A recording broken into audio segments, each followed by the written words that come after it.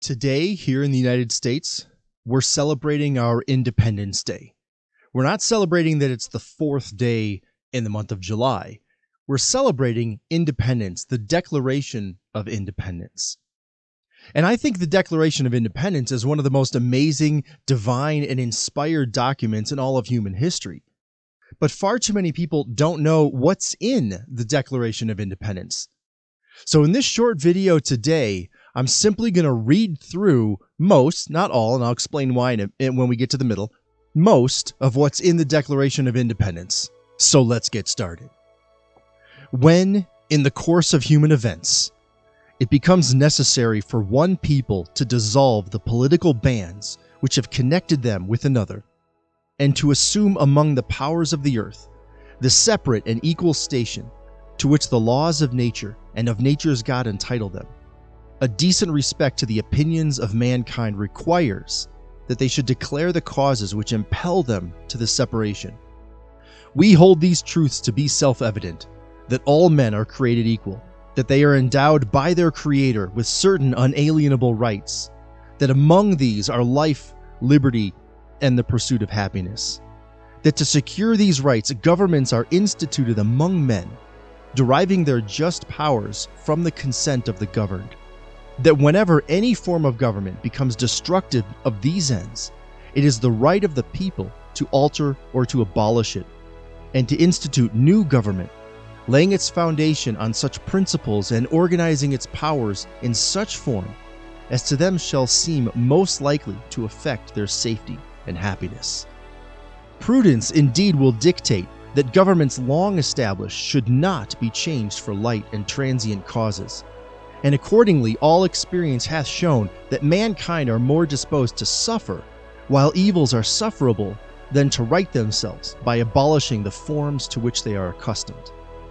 But when a long train of abuses and usurpations, pursuing invariably the same object, evinces a design to reduce them under absolute despotism, it is their right, it is their duty, to throw off such government and to provide new guards for their future security.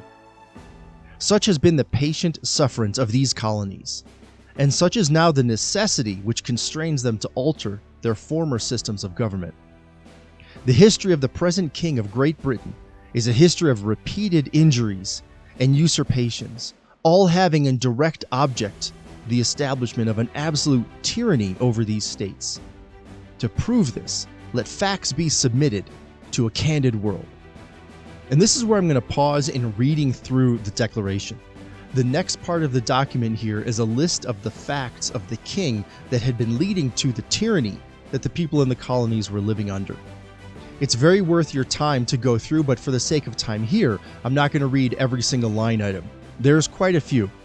So as you go back to the Declaration, as you do your own study, make sure you go through this long list of all of the things that had been happening that were leading the colonists to declare independence. All right, we'll go back to the Declaration. In every stage of these oppressions, we have petitioned for redress in the most humble terms. Our repeated petitions have been answered only by repeated injury.